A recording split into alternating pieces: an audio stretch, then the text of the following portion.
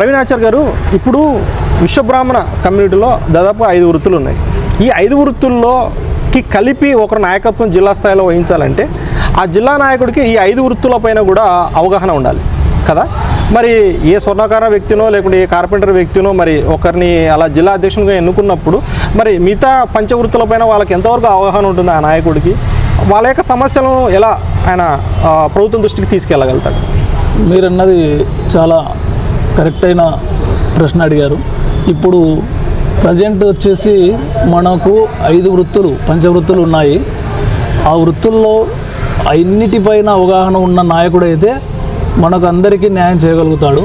లేదు అలా లేకున్నా తెలుసుకోవాలనే ఆసక్తి, వారి ఈ అన్ని వృత్తులపైన పట్టు సాధించి తెలుసుకొని వారు ఇటువంటి సమస్యలను తెలుసుకునే వారి నాయకులకైతే ఖచ్చితంగా అవకాశం ఉంటుంది.